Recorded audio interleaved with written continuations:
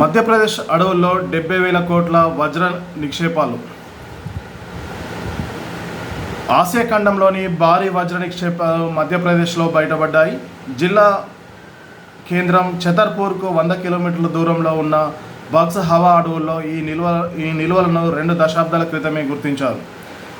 ఈ వనాల్లో భూగర్భంలో దాదాపు 6,000 కిలోలకు పైగా వజ్ర నిక్షేపాలు ఉన్నట్లు తేల్చారు. వాటి మార్కెట్ విలువ దాదాపుగా 55,000 కోట్ల దాకా ఉంటుందని అప్పట్లో అంచనా వేశారు. ఇప్పుడు ఆ విలువ 70,000 కోట్ల పైమాటే ఉంటుందనేసి రియో టింటో అనేది బ్రిటిష్ ఆస్ట్రేలియన్ బహుళజాతి కంపెనీ.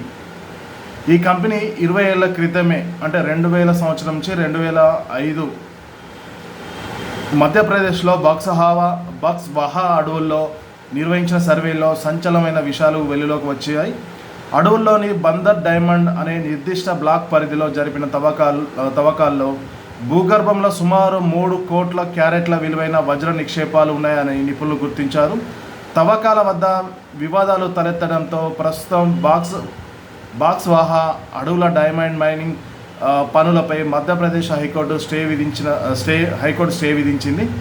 దీంతో తవ్వకాలు ఎక్కడి పరిస్థితులు అక్కడనే నిలిపివేశారు. దాదాపుగా 2005 నుంచి ఇప్పటి వరకు దాదాపు 20 సంవత్సరాల వరకు అది ఆ కేసు స్టేలోనే ఉన్నట్టు తెలుస్తుంది. అయితే అప్పుడు 2000 సంవత్సరంలో దాని విలువ సుమారు 55,000 కోట్ల ఉంటే ఆ నిక్షేపాల విలువ ప్రస్తుతం 70,000 కోట్ల పైమాటే అనేసి నిపుణులు చెప్తున్నారు.